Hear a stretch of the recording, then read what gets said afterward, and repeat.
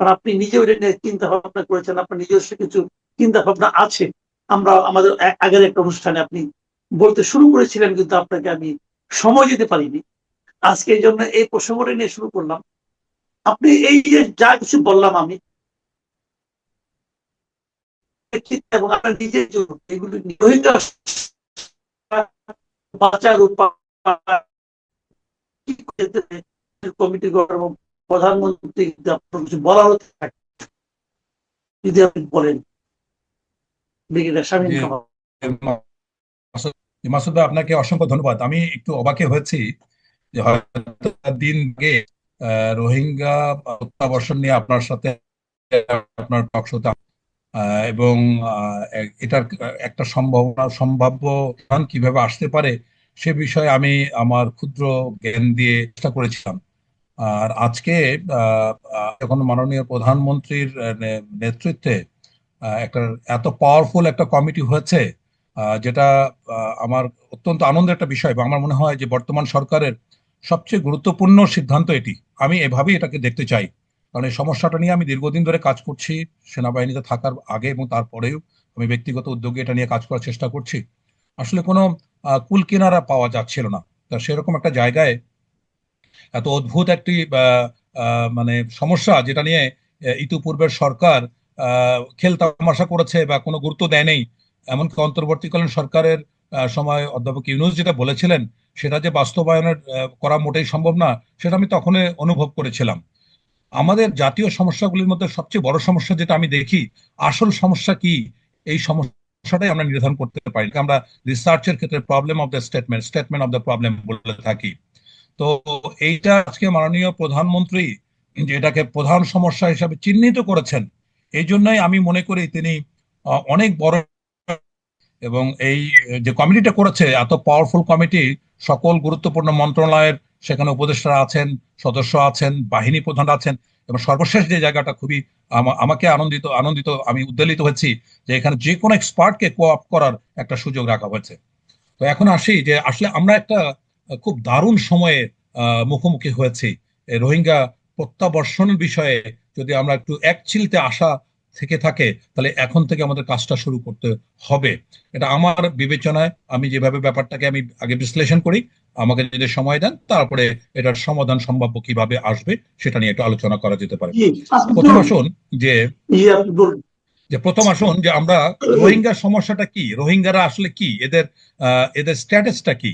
রোহিঙ্গারা কিন্তু রিফিউজি না, এরা কিন্তু ইপি না, এরা হচ্ছে স্টেটলেস, মানে এদের কোনো রাষ্ট্র নেই। পৃথিবীর ইতিহাসে এমন কোনো নজির নেই যেখানে আপনার মানে স্টেটলেসরা, দেশ ছাড়া যারা, দেশহীন যারা, তারা তাদের বাস্তব ভিটায় ফিরে গেছে। এটা উদাহরণস্বরূপ আমরা যদি বলি, সে 1948 সালে ফিলিস্তিনিজরা যারা জর্ডানে, মিশরে বা সিরিয়াতে গেছে, তারা কিন্তু কেউই আর ফিরে আসেনি। এমনকি সিরিয়ার থেকে যারা টার্কি বা বিভিন্ন দেশে গেছে, তাদেরও কিন্তু ফিরে আসার কোনো রিপোর্ট নাই। দেখুন, রিফিউজি এবং তাদের একটা স্বপ্ন থাকে, তারা একদিন তাদের ভিটে বাড়িতে ফিরে যাবে। কিন্তু স্টেটলেস, যার কোনো রাষ্ট্র নাই, তার কিন্তু কোনো স্বপ্ন থাকে না। এটা হলো ডিফারেন্স স্টেটলেস এবং রিফিউজি বা আইডিপির মধ্যে। এখন রোহিঙ্গারা যে, আমি বলেছি যে টোটাল যে ডায়াসপোরা আছে, পৃথিবী জোড়া যে রোহিঙ্গা ডায়াসপোরা আছে, তার 70% এখন বাংলাদেশের। এখন আসি যে আমাদের যে প্রবলেমটা, যখন প্রথম 2017 সালে 11 লক্ষের মতো রোহিঙ্গা প্রবেশ করলো, তখন কিন্তু আন্তর্জাতিক দাতা গোষ্ঠীর একটা বড় দৃষ্টি আমরা আকর্ষণ করতে পেরেছিলাম বা সাহায্য আমরা পেয়েছিলাম। সেই সময় যে প্রতিশ্রুতি ছিল, তার কিন্তু 70 থেকে 80 ভাগ বা ম্যাক্সিমাম 85% আমরা প্রতিশ্রুতি অর্থ পেয়েছি, এবং সেইটা ছিল প্রায় আহ, 70 কোটি ডলার। তো প্রায় 70 থেকে 72 হাজার কোটি টাকা, এনিওয়ে। তো এইটা পরবর্তীতে আস্তে আস্তে কমতে থাকলো, কারণ পৃথিবীতে অন্যান্য জায়গায় সমস্যা তৈরি হচ্ছে রেগুলারই, এবং বিশেষ করে ডোনাল্ড ট্রাম্প ক্ষমতা আসার পরে এটা অনেক কমিয়ে দিয়েছেন। এখন এখন প্রায় 55 কোটি ডলারের মতো আমরা পাই। সো বাংলাদেশকে এখানে মানে গচ্চা দিতে হয় প্রায় 70 থেকে 72 হাজার কোটি টাকা, প্রায় $1.2 billion. It's a huge amount আমাদের জন্য। এখন কথা হচ্ছে যে আমাদের যে বর্তমান অবস্থা, তাতে আমরা এত বড় মানে বোঝা এটা বহন করা যে আমাদের জন্য প্রায় অসম্ভব একটা বিষয় আছে, এটা আমার মনে হয় সকলে আমরা বুঝতে পারি। কিন্তু এই যে একটা বড় সমস্যাকে আমরা ইনভাইট করলাম, তৎকালীন সরকার যে আমন্ত্রণ তাদেরকে ঢুকিয়েছে, তাদেরকে প্রবেশ করিয়েছে বা এনেছে, এটা কিন্তু পদ্ধতিগতভাবে মারাত্মক একটা ভুল হয়েছে। এটা সংসদে আলোচনা হয় নাই, সুধীজন সমাজে আলোচনা হয় নাই, গণশুনানি হয় নাই। তো এককভাবে যখন আওয়ামী লীগ সরকার মনে করেছে এবং এখানে ব্যক্তিগত আবেগ কাজে লাগিয়েছে যে তারা একসময় শেখ হাসিনা বা শেখ পরিবার রেফিউজি ছিল, সুতরাং সেই স্মৃতিকে ধারণ করে এত বড় একটা জনগোষ্ঠীকে, কিন্তু দেখুন রাষ্ট্রীয় এই জায়গাগুলিতে থেকে এরকম এককভাবে কোনো সিদ্ধান্ত নেওয়ার কোনো এখতিয়ার নাই। একদিন বড় প্রশ্ন উঠবে যে এই সিদ্ধান্তের জন্য তাদেরকে আসামির কাঠগড়ায় কিন্তু দাঁড় করানো সম্ভব। এখন আসি, তারপর তাদেরকে গ্রহণ করার পরে পর্যায়ক্রমে রেগুলার আসতে আসতে শুরু করলো এবং এটা সংখ্যাটা অনেক বেড়ে গেল। কিন্তু এটার যে প্রত্যাবর্তন হবে তার কিন্তু কোনো চিন্তা পরিকল্পনা কোনো কিছুই আমাদের থাকলো না। যে আপনি যেটা বললেন যে তাদের যে অবাধে আসতে দেওয়া, এবং এটা নিয়ে আপনি যে প্রশ্নটা করলেন, এবং আপনি যেটা বললেন যে আসতে দেওয়ার কারণে তাদেরকে আদালতে কাঠগড়ায় দাঁড় করানো যেতে পারে, কিন্তু আমার প্রশ্ন হলো, যখন তারা ওখান থেকে জীবন নিয়ে পালিয়ে জীবন ভয়ে আসতে থাকলো, তখন আমাদের তাদের ঢুকতে না দিয়ে আমরা কি করতে পারতাম? না, ঢুকতে না দেওয়ার তো যথেষ্ট কারণ আছে। আমি যদি প্রথমেই যদি প্রয়োজন বোধে যদি আপনি গুলি করেও মেরে ফেলতেন, কোনো কোনো অসুবিধা ছিল না, কারণ সে তো আমার দেশের নাগরিক নয়। বরং আমি কেন ঢুকতে দিব কেন? এটা ঢুকে দেওয়ার কোনো কারণ নাই। এটা আমাদের মানবিকতা। আপনি দেখুন, এই বছর দুয়েক আগে আন্দামান নিকোবর এলাকায় প্রায় 500 রোহিঙ্গা নিয়ে দুইটা নৌকা বা বড় তিনটা নৌকা যাচ্ছিল। তখন আহ, ব্রিটেনের পররাষ্ট্রমন্ত্রী বাংলাদেশকে রিকোয়েস্ট করলো তাদেরকে নেয়ার জন্য। ভারতের জলসীমায় ভারত নিচ্ছে না, বাংলাদেশকে অনুরোধ করছে, এবং এই দুইটা নৌকা বা তিনটা নৌকা বোঝায় মানুষজন রোহিঙ্গারা গেল ইন্দোনেশিয়ায় গেছে, মালয়েশিয়ায় গেছে। এক দেশ খাবার দাবার দিয়ে তাড়িয়ে দিয়েছে এবং অর্ধেকের বেশি লোক মারা গেছে। কই, এটাতে ব্যাপারে কোনো অভিযোগ তো আমাদের প্রতি আনতে পারে নাই। তাহলে বিষয়টা হচ্ছে, আমি একজন রোহিঙ্গাও যদি না আনতাম, আমাকে কেউ কোনো অপরাধের, কেউ আমাকে আন্তর্জাতিকভাবে অপরাধী করতে পারবে না। এটা একটা স্বাধীন সার্বভৌম দেশের এখতিয়ার। আমি নিব কি নিব না? আমি নিব কেন? এবং গরিব দেশ একটা বাংলাদেশের মতো দেশ, এত এত সমস্যা সংকুল দেশ, সেখানে আমি অতিরিক্ত একটা ঝামেলা, একটা বোঝা, একটা অর্থ খরচের দিকে যাবো কি জন্য? এটা তো সুইসাইডাল, আত্মহননমূলক সিদ্ধান্ত। তো এরকম সিদ্ধান্ত নেওয়ার ক্ষেত্রে কি ঘটনা ঘটছে? এটা তো রেফারেন্ডাম, গণভোট হতে পারতো, সংসদে আলোচনা হতে পারতো, সুশীল সমাজের মধ্যে আলোচনা হতে পারতো, গণশুনানি হতে পারতো, কিছুই তো হয় নাই।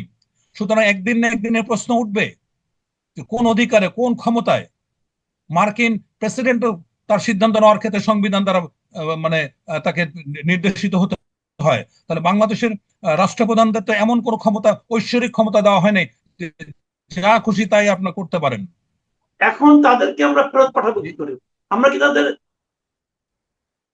ধাক্কা দিয়ে জোর করে ঢুকিয়ে দিতে পারবো, না তা নাকি তা পারবো না? যদি না পারি তাহলে কি না হতে তা পারে? পারবো না। দেখেন, যদি আমাকে জিজ্ঞাসা করেন এটা কি ধরনের সমস্যা, it's a military problem. Military প্রবলেমকে মিলিটারি অপারেশন দিয়ে সমাধান করতে হয়। সেটা তো আমাদের সামর্থ্য বিষয়, সেই সামর্থ্য আমাদের নাই। আর আপনি জোর করে ঢুকাবেন, তারা তো ঢুকতে দেবে না। তারা সাথে সাথে একদম দেখবেন যে এপারে থাকতে গুলি করে মেরে ফেলেছে। সুতরাং জিনিসটা তো সহজ নয়। সুতরাং নেওয়াটাই একটা বড় ঐতিহাসিক ভুল হয়েছে।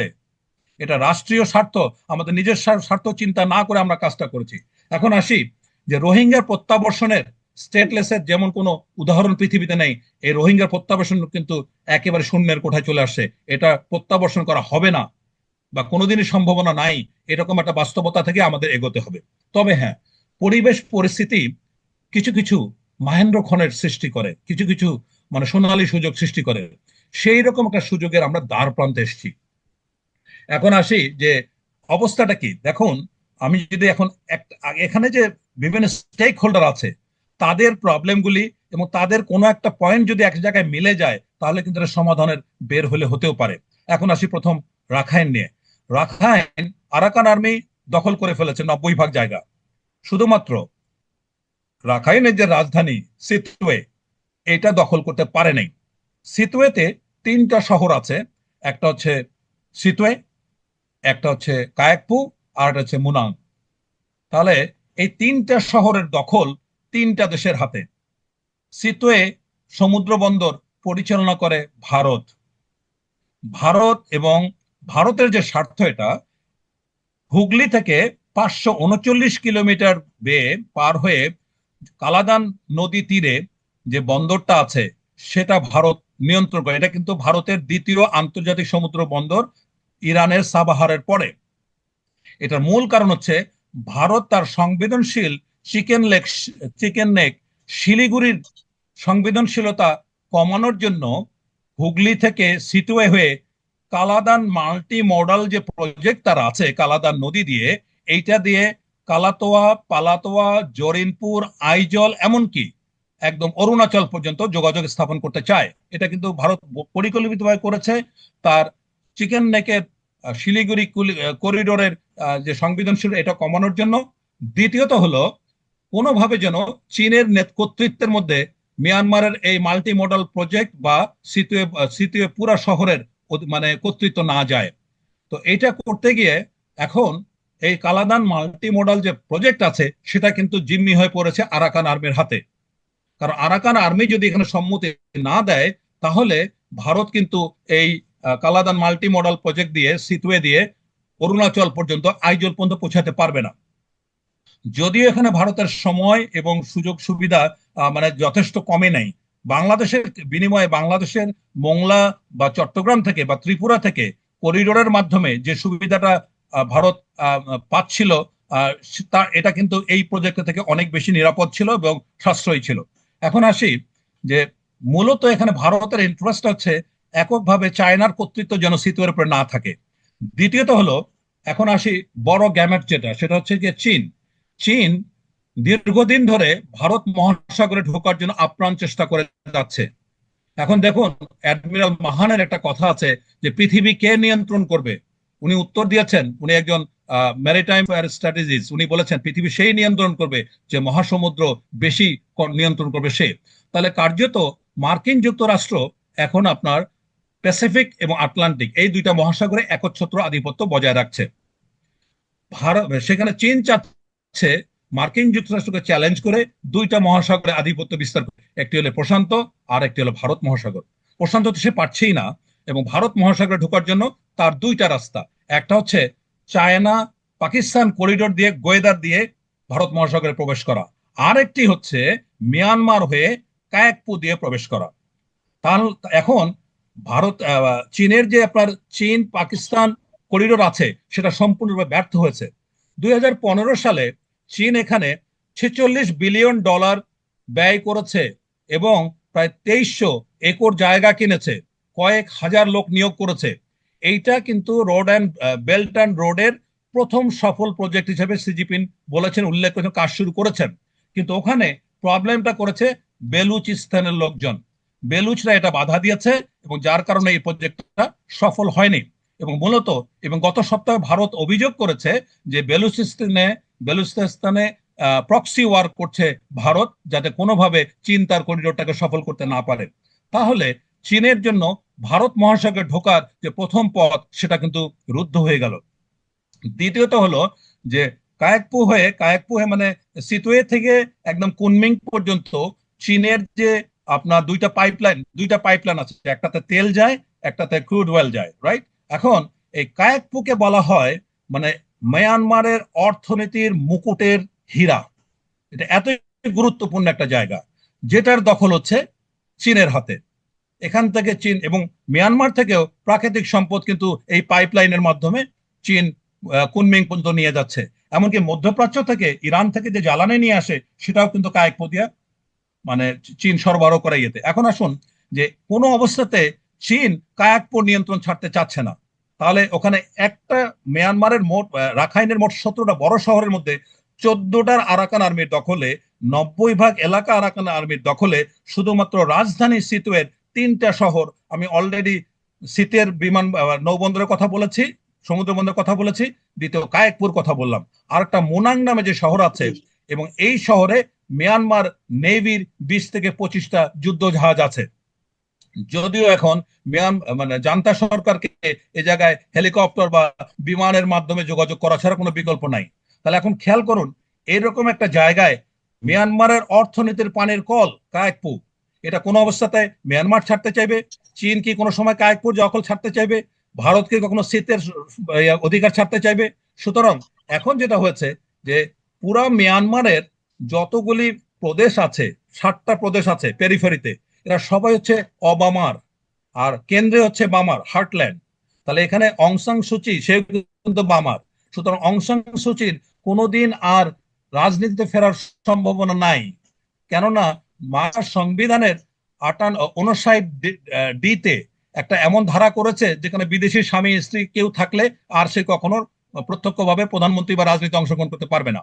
তাহলে এখন দেখুন যে এই যে 7টা প্রভিন্স, প্রত্যেকটা জায়গায় কিন্তু প্রবলেম শুরু হয়েছে, বাট প্রত্যেকটা জায়গায় মিয়ানমার সরকার, জান্তা সরকার এই বিদ্রোহকে দমন করতে সক্ষম হয়েছে। একমাত্র ব্যতিক্রম হচ্ছে রাখাইন বা আরাকান। এবং সেখানে যে জেনারেল নায়ং আছে সে কিন্তু এখন জাতীয় বীরে পরিণত হয়েছে। এবং রাখাইনের স্বাধীন হওয়ার আর কোনো বিকল্প নাই, তারা স্বাধীন হবেই। কিন্তু মজার ব্যাপার হচ্ছে এই যে 7টা প্রদেশে যখন বিদ্রোহ শুরু হলো, কেউই কিন্তু স্বাধীনতা ঘোষণা করেনি, সকলে চাচ্ছিল স্বায়ত্ত শাসন। এখন আসি যে বিষয়টা, যে আরাকান হিলের অবস্থান এমন একটা জায়গায় যার কারণে কোনোদিনই জান্তা সরকার এই উঁচু আরাকান হিল পার হয়ে এই বিদ্রোহীদেরকে, আরাকান আর্মিকে দমন করতে পারবে। আরাকান আর্মি খুব ছোট্ট একটা সংগঠন। এটা শুরু হয়েছিল মাত্র 26 জনকে দিয়ে, এখন এদের সদস্য সংখ্যা হচ্ছে 40,000। এবং ইতোমধ্যে তারা নিজস্ব কয়েন, নিজস্ব বিভিন্ন লটারির মাধ্যমে টাকা সংগ্রহ থেকে অনেক কিছু করে ফেলছে। এখন আসেন, একদিন না একদিন আরাকান স্বাধীন হওয়ার সম্ভাবনা আছেই, কোনো সন্দেহ নাই। অন্য সব জায়গায় কিন্তু স্থিতি হচ্ছে। যদি যদি কোনোদিন রাখাইন স্বাধীন হয়, তাহলে তার একমাত্র প্রতিবেশী হচ্ছে বাংলাদেশ এন্ড বাংলাদেশ, এছাড়া তার কোনো বিকল্প নাই। তো সুতরাং যদি রাখাইন থেকে কাউকে ভাগতে হয়, তার জায়গা দুইটা, একটা বঙ্গোপসাগর আর একটা হচ্ছে বাংলাদেশ। সুতরাং ভূ রাজনৈতিক ভাবে বাংলাদেশ হতে পারে রাখাইনের সবচেয়ে কাছের, সবচেয়ে শক্তিশালী এবং যেভাবে ব্যাখ্যা করেন বন্ধু। তাহলে এখন এমন একটা জায়গা আসছে যে আরাকান আর্মি যদি স্বাধীন হয় এবং সামনে যে রোহিঙ্গা প্রত্যাবর্ষণ যদি কোনো প্রশ্ন ওঠে, তার সবচেয়ে গুরুত্বপূর্ণ ফ্যাক্টর হচ্ছে আরাকান আর্মি বা ইউনাইটেড লিগ অফ আরাকান। এখানে জান্তা সরকারের কোনো প্রভাব নাই এবং একদিন স্বাধীন হবেই। এমন একটা জায়গায় আমরা এখন যদি চিন্তা করি যে কিভাবে বিষয়টা আমাদের জন্য গুরুত্বপূর্ণ হয়ে যাচ্ছে। চীনের জন্য যেমন মায়ানমার এটার কূটনৈতিক দরজা, তেমন রাখাইনের জন্য বাংলাদেশ হলো তার কূটনৈতিক দরজা। আমি এক কথায় বলে দিলাম, যদি বাংলাদেশের সাথে রাখাইনের, আরাকানের সম্পর্ক না থাকে, তাহলে এটা একটা দেশ বিচ্ছিন্ন হয়ে যাবে, ল্যান্ডলক হয়ে যাবে, খুব বিপদে পড়ে যাবে। তো সুতরাং এই রকম একটা জায়গায় আমরা এখন দেখব যে মানে সুবর্ণ সুযোগটা কি আসছে। সবচেয়ে বড় যেটা সুযোগ আমি মনে করি সেটা হলো চীনের যে করিডোরের প্রস্তাব। চীন যে প্রস্তাবটা দিয়েছে, আমি বেল্ট অ্যান্ড রোডের কথা বলেছি, এটা কিন্তু সি জিনপিংয়ের মানে তার পুরা পলিটিক্যাল ক্যারিয়ারে সবচেয়ে ফেইলিং প্রজেক্ট, ব্যর্থ প্রজেক্ট। সুতরাং সব জায়গায় যখন আমি 2016 সালে চীনে 1 বছর এনডিইউতে যখন ট্রেনিং করি, প্রশিক্ষণ, তখন এটা নিয়ে এত বেশি আলোচনা হচ্ছিল এবং তখন বলতেছিল যে 1-2 তে আমরা সব করে ফেলবো, পাকিস্তান তো হয়ে গেছে, তারপরে অন্যান্য ইউরোপের গুলো বলছে, কিন্তু আসলে কোনটাই সফল করতে পারে নাই। সো এইরকম একটা জায়গায় ডেডলক অবস্থায় চীন মরিয়া হয়ে এই করিডোরটাকে এস্টাবলিশ করতে আগ্রহী। এখন যখনই আপনি করিডোর এস্টাবলিশ করতে আসবেন, তখনই প্রশ্ন আসবে আরাকান আর্মির দখলকৃত যে জায়গাটা, এটা মান্দালা হয়ে, মংদু হয়ে, বুথিডং হয়ে, মংদু হয়ে তারপরে বাংলাদেশে প্রবেশ করতে হবে। তার মানে কি, এই করিডোর এস্টাবলিশ করার জন্য সর্বপ্রথম যার সমর্থন দরকার সেটা হচ্ছে আরাকান আর্মি। এবং সার্বিকভাবে পৃথিবীতে যত দেশ আছে, শুধুমাত্র আরাকান মানে চীনে পারে মিয়ানমারকে এটাতে প্রভাবিত করার জন্য, অন্য কোনো দেশ পারবে না, জিরো। অন্য দেশের যদি সক্ষমতা 2% হয়, তাহলে কিন্তু চীনের হবে 98%, এরকম একটা অবস্থায় গেছে। এখন আসেন ভারতের বিষয়।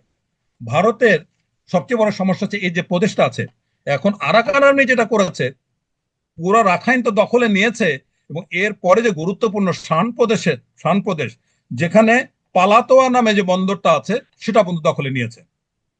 এটা কিন্তু আর রাখাইনের মানে আরাকানের বাইরে, তারপরে এটা দখলে নিয়েছে। তার মানে যখনই আপনার চীনকে মিয়ানমারে ঢুকতে হবে, আরাকান আর্মির অনুমতি ছাড়া পারবে না।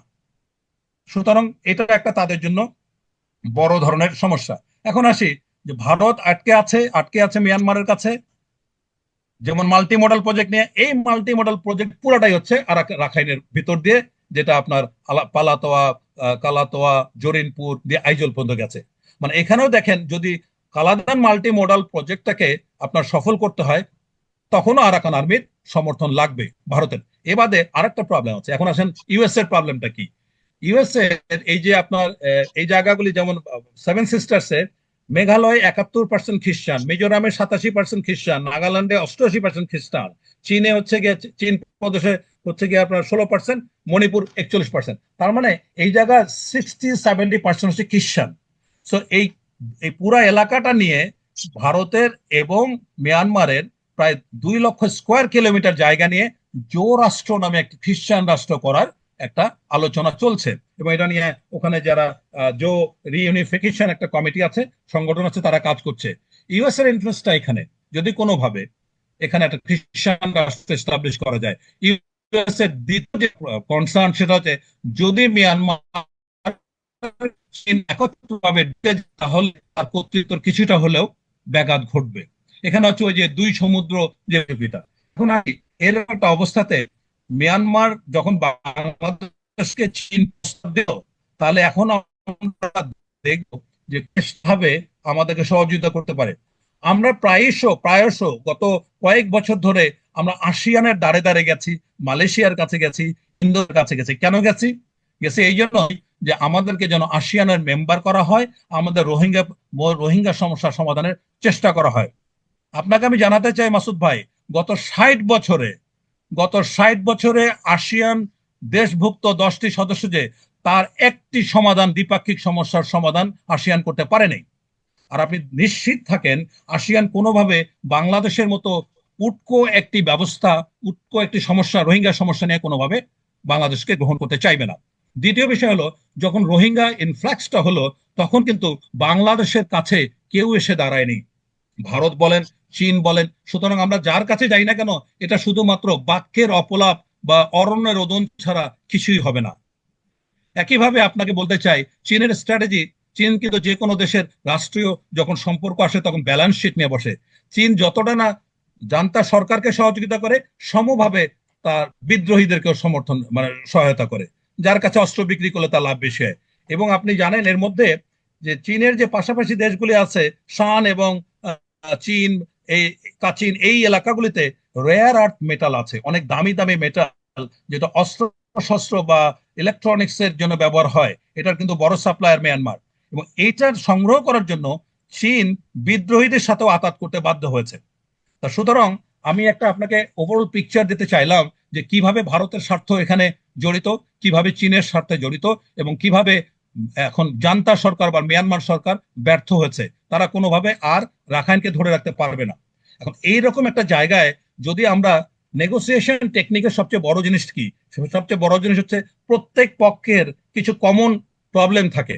এই প্রবলেম গুলাকে যদি আপনি আইডেন্টিফাই করতে পারেন, তাহলে কিন্তু একটা বড় ধরনের সমস্যার সমাধানে পৌঁছতে পারে। আপনি কি এই পর্যন্ত আমাকে আমাকে ওই সমাধানটা আপনি আগামী একটু ছোট করে বলেন, আমার সময় শেষ হয়ে গিয়েছে। যদি আপনি আমাকে আগামী 2-3 মিনিটের মধ্যে সমাধানটা দিতে পারেন না, আচ্ছা, আপনার প্রস্তাবটা আমি আমি এখন এইটাতে যাচ্ছি। আমি যেটা ধারণা, আমার একটা ক্ষুদ্র ক্ষুদ্র জ্ঞানে একটা জিনিস আসছে যে আমরা যদি একটা কমন প্রবলেমকে সবাইকে অ্যাড্রেস করাতে পারি, সবাইকে সম অধিকারের প্রশ্ন আনতে পারি, তবে একটা সমাধান আসতে পারে। সেটা হচ্ছে যদি আমরা সিতুয়েকে, রাখাইনের রাজধানীকে আন্তর্জাতিক city, free city, international city, উন্মুক্ত সিটি, যে কোনো নামে হোক না কেন, একটা যদি ব্র্যান্ডিং করতে পারি, তাহলে হবে কি, এখানে মিয়ানমার সরকার তার যে অর্থনৈতিক সুবিধা সেটা এক্সপ্লোর করতে পারলো, চীন কায়াকপুর মাধ্যমে তার পাইপলাইন দিয়ে যে অর্থনীতি সেটাকে সচল রাখতে পারলো, ভারত এই শীতে সমুদ্র বন্দর দিয়ে মাল্টি মডাল সহ তার স্বার্থ অক্ষুণ্ণ রাখতে পারলো। একইভাবে এখানে যে উপার্জন হবে তার একাংশ যদি আরাকান আর্মিকে দেয়া হয়, তারা বলবে যে ঠিক আছে, আমরা তাহলে খেয়ে পরে বাঁচি বা আমরা স্বাধীনতার চিন্তা ভাবনা করি। এইরকম, কারণ কোন অবস্থাতে আরাকান আর্মি এটা দখল নিতে পারবে না। এখন এখানেই সবচেয়ে গুরুত্বপূর্ণ রোলটা প্লে করতে পারে বাংলাদেশ। বাংলাদেশের এখন উচিত হবে 1.5 ট্র্যাক ডিপ্লোমেসি অ্যাডপ্ট করা। এটা আমি অনেকবার বলেছি। 1.5 ট্র্যাক মানে government to government, government to rebel. এখানে তো আরাকান আর্মি এখন রিবেল, তাদের সাথে আলোচনা, গভর্নমেন্ট টু এনজিও, আইএনজিও ইত্যাদি ইত্যাদি। সুতরাং বাংলাদেশ এক্ষেত্রে দিন আনি দিন খাই ডিপ্লোমেসিতে কাজ করলে লাভ হবে না। এখানে একটা স্ট্রং একটা ডিপ্লোম্যাটিক ম্যানুভার করতে হবে। এবং এই প্রতিনিধি এই প্রস্তাব নিয়ে যে ঠিক আছে ভাই, এই এখন যেহেতু সব দেশ তোমরা কেউই ছাড়তে চাচ্ছ না, আবার আরাকান আর্মি দখল করতে পারছো না, সুতরাং মানে সিতুয়েকে আমরা আন্তর্জাতিক একটা নগরী করে, একটা ফ্রি টাউন করে সবার স্বার্থ আমরা রক্ষা করতে চাই। বাংলাদেশ এই ভূমিকাটা নিলে আমার দৃঢ় বিশ্বাস যে প্রত্যেকটা দেশ অ্যাটলিস্ট সেকেন্ড থট দিতে হবে। তো সুতরাং আপনি এখানে একটা কমিটি করবেন, মিটিং করবেন, সেমিনার করবেন, কোনো কাজ হবে না। এই প্রত্যেকটা দেশ ইউএসএ থেকে শুরু করে চীন, ভারত, মিয়ানমার, মানে রেগুলারলি রুটিন প্রত্যেক মাসে দরকার ভিজিট করতে হবে, যে এই প্রশ্নগুলি তাদের সামনে তুলে ধরতে হবে। আমার মনে হয় এইভাবে যদি আগানো যায়, আন্তর্জাতিক বা ফ্রি সিটি করে, উন্মুক্ত সিটি করে সিটিওয়েকে, তাহলে একটা সমাধান আসার আমি সম্ভাবনা দেখি। অ্যাটলিস্ট এই পর্যন্ত আমি জানি না আপনি কোনো মডেল বা সমস্যার সমাধান, এবং সবকিছুর মূলে একটাই শর্ত, যে তোমাদেরকে ফেরত নিতে হবে। যদি আরাকান আর্মিকে এই শর্ত দেয় যে তোমাদের জন্য আমরা এটা আদায় করে দেবো, বিনিময়ে রোহিঙ্গাদের তোমাদেরকে ফেরত নিতে হবে, এই শর্তে যদি রাজি না হয় তাহলে আমাদের আলোচনা করার সুযোগ নেই। এই শর্তে চীনও আগ্রহী হবে বাংলাদেশকে সহযোগিতা করার জন্য, ভারতও আগ্রহী হবে, মিয়ানমার সরকারও আশা করছি আগ্রহী হবে। না, আমি আমার কি কথা আপনাকে হলো, যদি বাংলাদেশের প্রস্তাবটা দেয়, আমার তো মনে হয় যে সবচেয়ে প্রথমে বাগড়াটা, কারণ মিয়ানমার কি চাইবে যে আমরা বাংলাদেশ আরাকান আর্মিকে অথবা এই রাখাইন যে রাজ্যটা, এদেরকে আরাকান রাজ্যটাকে আমরা যদি রিকগনাইজ করি আর কি, তাহলে এটা কি মিয়ানমার গভর্নমেন্ট এতে রাজি হবে? না, মিয়ানমার গভর্নমেন্ট তো রাজি হবে না, কিন্তু মিয়ানমার গভর্নমেন্টের কাছে খুব একটা অপশন নাই তো। বাকিগুলো যেমন কন্ট্রোল করতে পেরেছে, রাখাইনকে সে পারছে না, তো 90% দখলে আছে। আর সবচেয়ে বড় কথা, মনস্তাত্ত্বিক ভাবে মানে আহ, জান্তা সরকার এটা একসেপ্ট করে নিয়েছে, বিকজ তারা আর কোনোদিনে এটার দখল নিতে পারবে না। সুতরাং এইরকম একটা আচ্ছা। জায়গায় ঝামেলায় না গিয়ে যদি একটা সমঝোতার মাধ্যমে আমার স্বার্থটাকে রক্ষা করতে পারি, তাহলে সবাই হয়তো বিবেচনা, মানে মায়ানমার জান্তা সরকার চেষ্টা করতে তো অসুবিধা নাই, এই প্রস্তাব দিতে তো কোনো Right, অসুবিধা নাই। এবং বাংলাদেশ যদি right. এখানে তো থার্ড পার্টি হিসেবে প্রস্তাবটা দিচ্ছে, এখানে দোষের কিছু নাই। আপনি কি আজকে জান্তা সরকারের সাথে সম্পর্ক রেখে রোহিঙ্গা সমস্যার সমাধান করতে পারবেন? উত্তর শূন্য। আপনি শুধুমাত্র চীনের সাথে পারবেন, চীন কোনোদিন এটা আপনার করবে না। চীন নিজেও চায় না জান্তা সরকার এবং বিদ্রোহী সরকার কেউই, সবাই যেন দুর্বল থাকে এবং তার অনুগত থাকে। সুতরাং আপনি হিসাব করে দেখেন, সবারই কিন্তু কিছু না কিছু স্বার্থ এই সিতুয়েতে আছে, এবং এই স্বার্থ যদি তারা জি, রক্ষা করতে পারে তাহলে একটা ইতিবাচক ব্যাপার দেয়। এবং এখানে খুব স্ট্রং ডিপ্লোম্যাটিক রোল প্লে করতে হবে, খুবই শক্তিশালী। এখানে আমার মনে হয় একটা জি, বিশেষ একটা কমিশন করা দরকার হোক, বিশেষ একটা কমিটি, এবং সেই কমিটির শাটেল ডিপ্লোমেসি, মানে মাসে দরকার একবার করে প্রত্যেকটা দেশে যে একটা না একটা জায়গায় আলোচনায় বসলে কিছু না কিছু তো প্রোগ্রেস হবে। আপনি দেখুন, খেয়াল করে, এতদিন ধরে এই সমস্যাটা আছে, কেউ কোনো সমস্যার সমাধানের ব্যাপারে আপনি দেখেছেন কোনো সমাধান বা কোনো প্রস্তাব, না, না, কোনো হয়নি, আলোচনা, হয়নি। কোনো দর্শন? সেখানে না, আমি মনে করি যে এই বিষয়টা নিয়ে কাজ করতে পারলে আমাদের দেশের জন্য একটা বড় একটা রিলিফ হবে। যদি তারা রোহিঙ্গাতে ফেরত নিতে না চায়, তাহলে জি, আমাদের এসব কোনো আলোচনা করে লাভ নেই। জি। অনেক ধন্যবাদ, অনেক ধন্যবাদ ব্রিগেডিয়ার জেনারেল শামীম কামাল। আপনি একটু লম্বা হলো, কিন্তু আমার মনে হয় যে এই লম্বা আলোচনাটা সবার একবার একটু মন দিয়ে শোনা দরকার। কারণ আপনি যে কথাগুলি বললেন, যে প্রস্তাবগুলি দিলেন, এবং তার চেয়ে বড় কথা যেভাবে আপনি ব্যাখ্যা করলেন ডিটেলস সিনারিওটা, আমার হয় যে যারা এটার সমাধান চান তাদের এই পুরো দৃশ্যপটটা তাদের চোখের সামনে থাকা দরকার। এবং যদি এটা অগ্রসর না, কারণ একটা কথা মাথায় রাখতে হবে, আপনি যে কথাটা বলেছেন খুব গুরুত্বপূর্ণ কথা, যে আমাদের তো অন্য কোনো লক্ষ্য নেই, আমাদের লক্ষ্য একটা, সেটা হলো রোহিঙ্গাদেরকে ওদের ভূখণ্ডে, ওদের মাতৃভূমিতে প্রত্যাবাসন। ফেরত পাঠানো। এবং সেটা পাঠাতে হলে আরাকান আর্মির সম্মতি ছাড়া পাঠাতে আমরা পারবো না। এবং সেক্ষেত্রে আরাকান আর্মির সঙ্গে যদি আমরা একটা আলোচনার দ্বার উন্মুক্ত করতে পারি, যার সঙ্গে নাকি ভারত, মিয়ানমার, চীন সবাই জড়িত হবে, তাহলে আমাদের জন্য, আমরা মনে করি যে এই সমস্যার হাত থেকে বাঁচার একটা সুযোগ তৈরি হবে। আপনার এই প্রস্তাবটা থাকলো, আমরা আশা করব। 3 দিন আগে তারা একটা মন্তব্য করেছেন, এবং সেই মন্তব্যটা করেছেন ওনারা যে রয়টার্সকে দেওয়া শেখ হাসিনার যে ইন্টারভিউ, সেই ইন্টারভিউ প্রশ্নে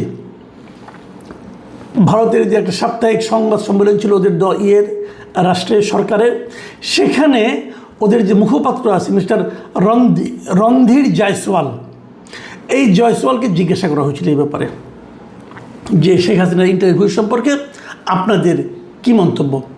উনি তার জবাবে বলেছেন স্পষ্ট করে, আমি যদি কোট আনকোট আপনাদেরকে পড়ে শোনাই, উনি বলেছিলেন যে এই নির্দিষ্ট বিষয়ে আমাদের অবস্থানের কোনো পরিবর্তন হয়নি।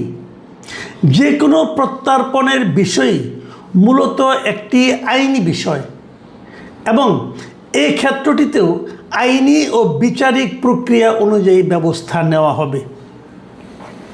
কি বুঝলেন? আমি তেমন কিছু বুঝিনি, আমার ধারণা আপনারাও বুঝেননি। বুঝেননি এই কারণে এটা হলো কূটনীতির ভাষা। কূটনীতিকরা এমনভাবে কথা বলেন যে কথার এদিকেও অর্থ হয় ওদিকেও অর্থ হয়।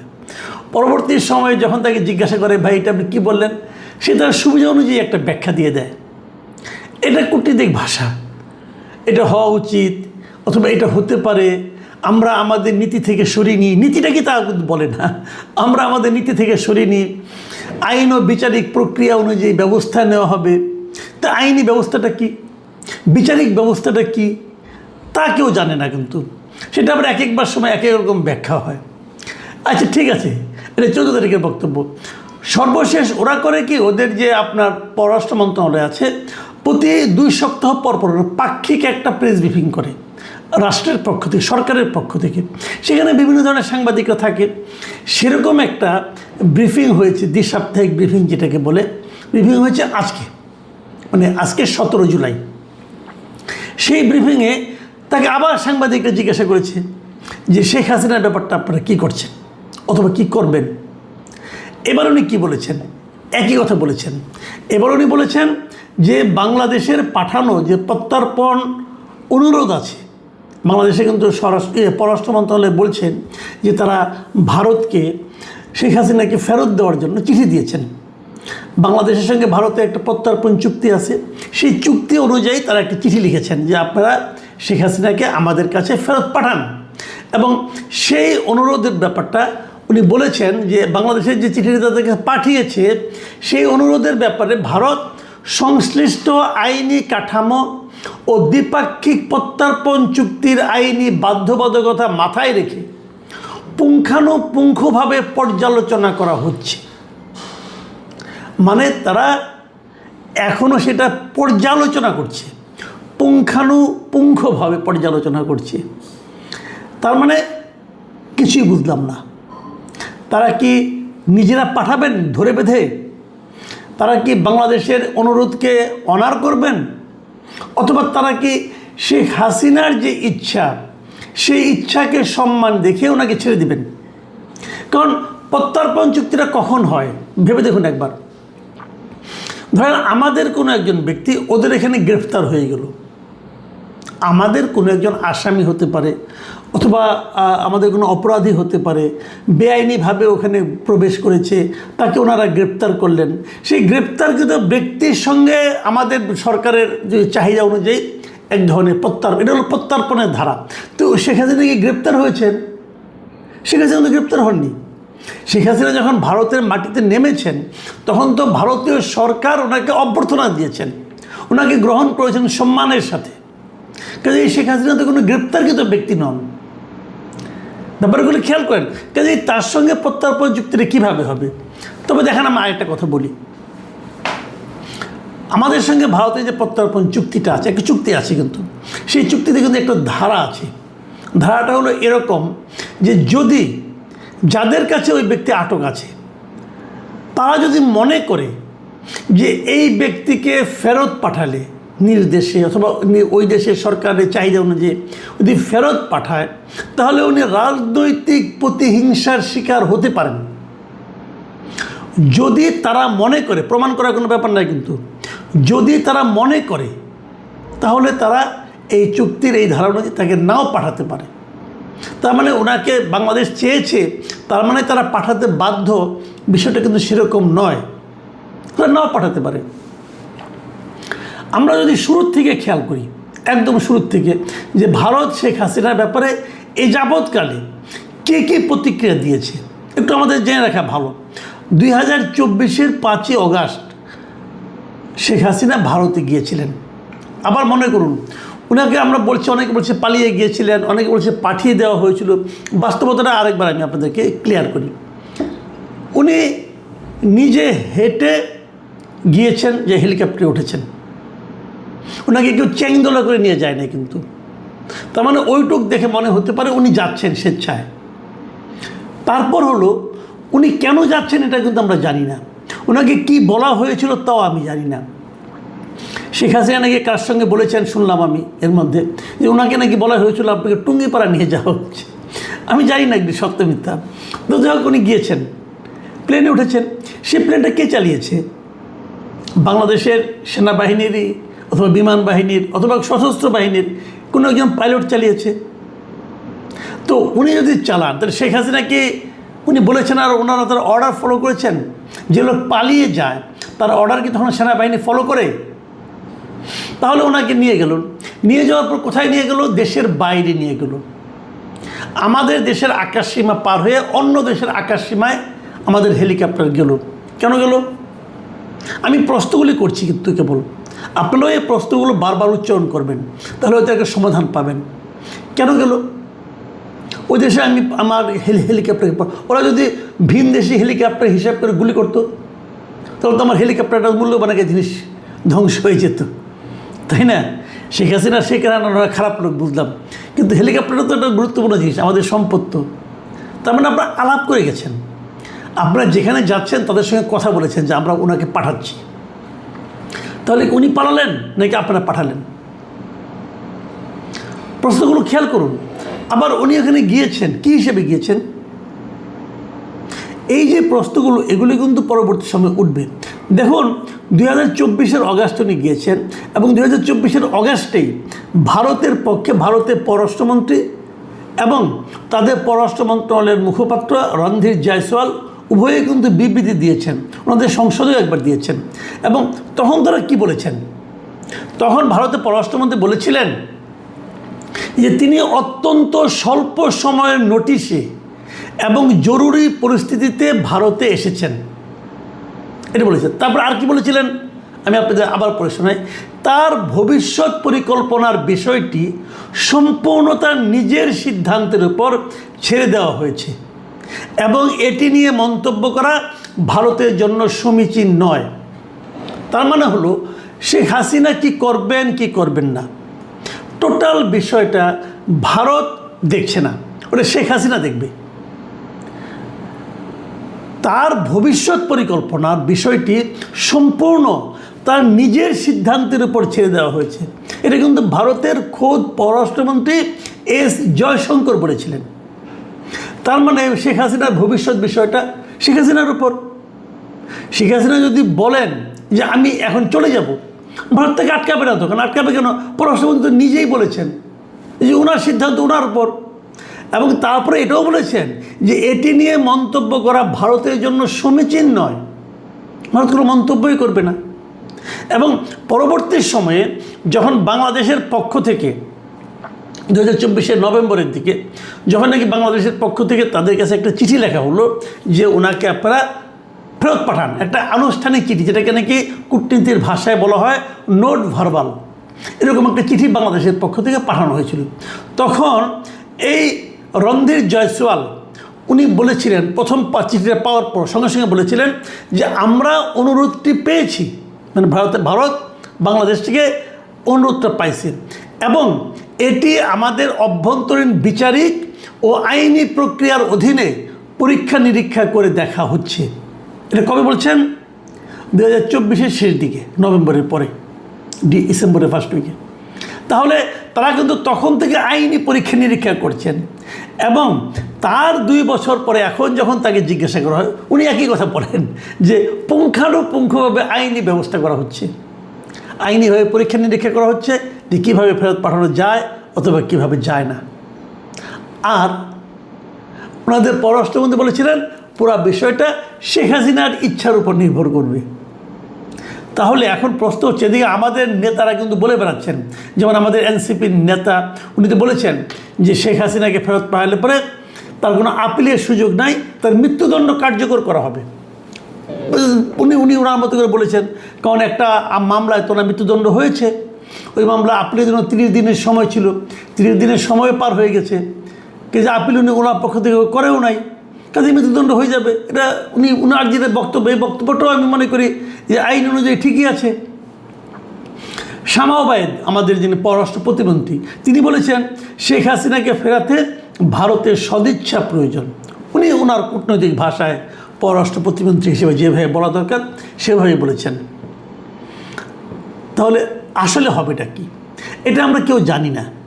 আবার শেখ হাসিনা একটা আলটিমেটামও দিয়েছে, ডিসেম্বর, উনি একটা তারিখ ঘোষণা করেছেন যে ডিসেম্বরে উনি ফেরত আসবেন। আসলে কি হবে, না আসলে কি হবে, ওনার আশাকে কেন্দ্র করে কার মধ্যে কি প্রতিক্রিয়া। এর মাঝখানে আরেকটা ভিডিও দেখলাম, সেখানে উনি একই কথা, ভিডিও ঠিক না, অডিও রেকর্ড শুনলাম, সেখানে উনি একই কথা বলেছেন, দলের লোকজন নিয়ে উনি আসছেন। কি হবে আসলে ব্যাপারটা নিয়ে আমরা কেউ জানি না। তবে আমি আজকে ওনার আসলে পরে ওনার রাজনীতির কি ভবিষ্যৎ হবে, এবং যেভাবে নাহিদ ইসলাম বলছেন যে আসবে সঙ্গে সঙ্গে ধরে নিয়ে যে ফাঁসিতে ঝুলাই দিবে, বিষয়টা কি এতই সহজ কিনা সেটাও আমার কাছে কিন্তু ক্লিয়ার না।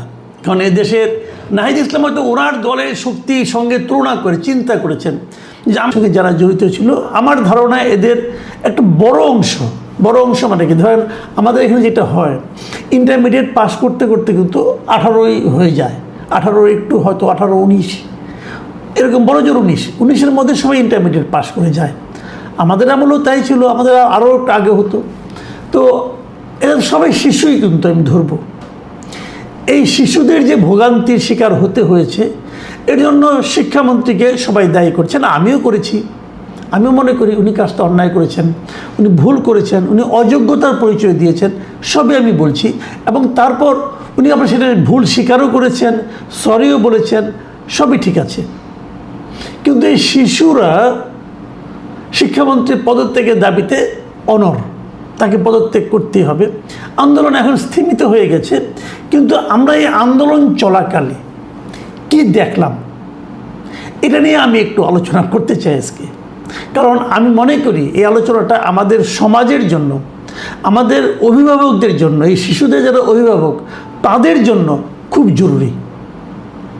আপনাকে বুঝতে হবে আপনার ঘরের যে শিশুটা আছে রাস্তায় গেলে তার আচরণটা কি হয়, এটা আপনাকে বুঝতে হবে।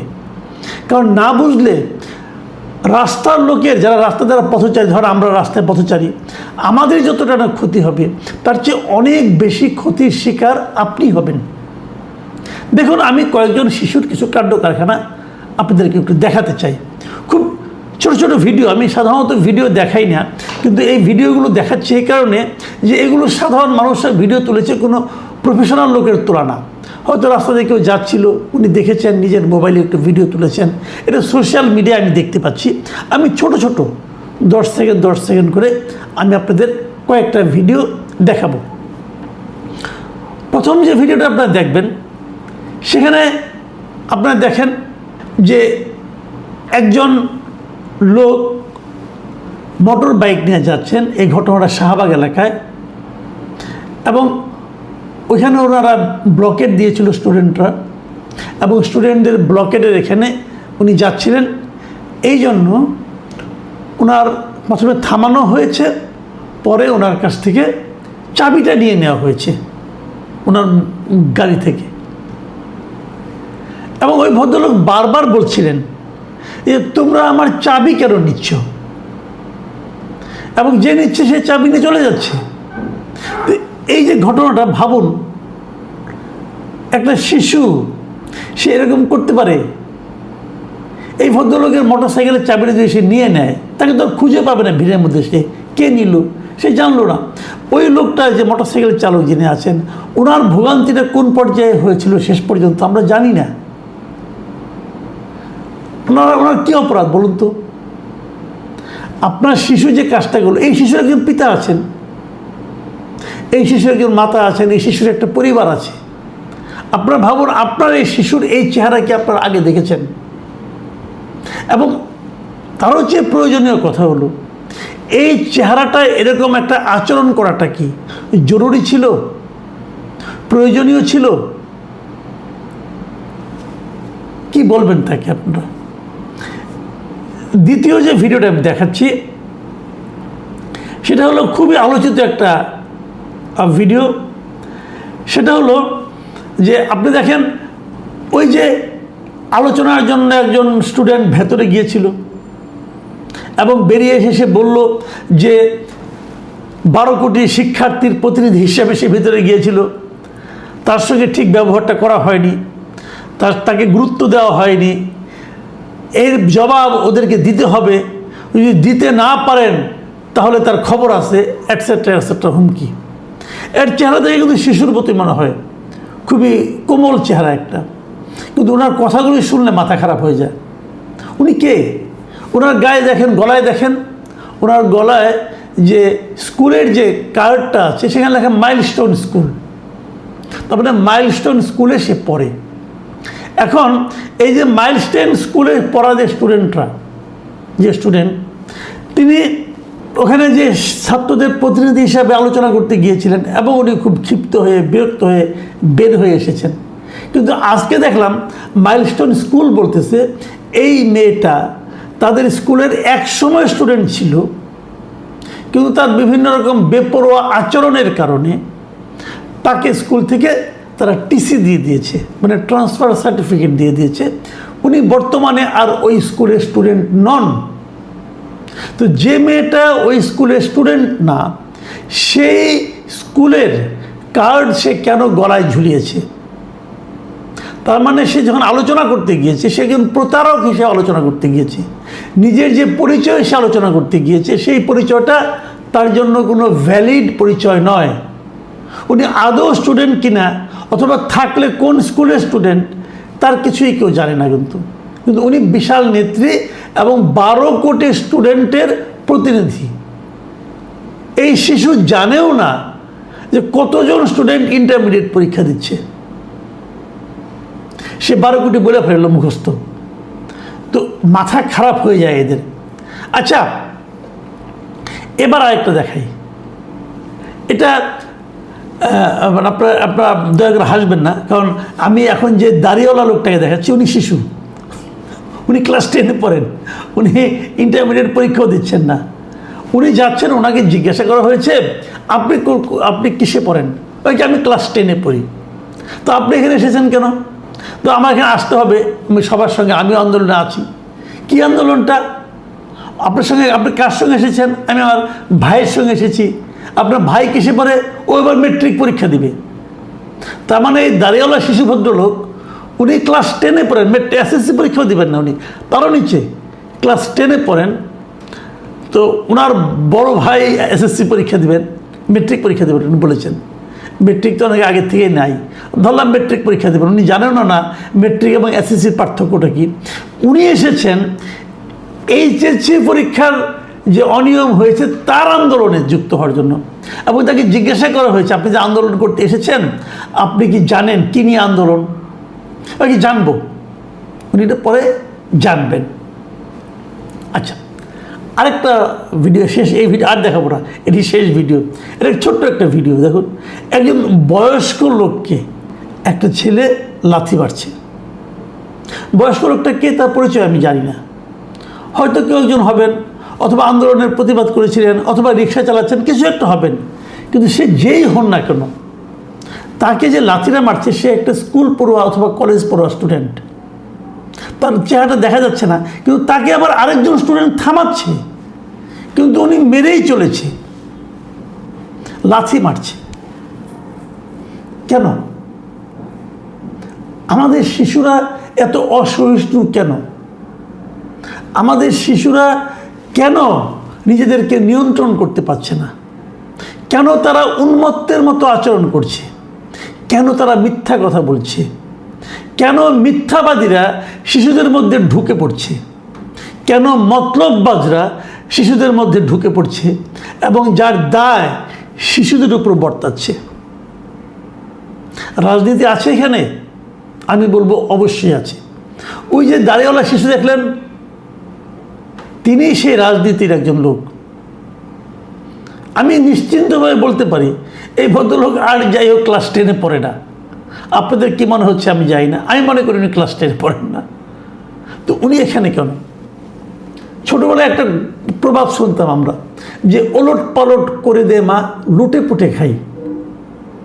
অথবা আরেকটা শুনতাম, ঘোলা জলে মাছ শিকার করা। এখন এখানে কিন্তু সেই জিনিসটাই হচ্ছে। একটা হইচই হবে, একটা অরাজকতা হবে, একটা ভাঙচুর হবে।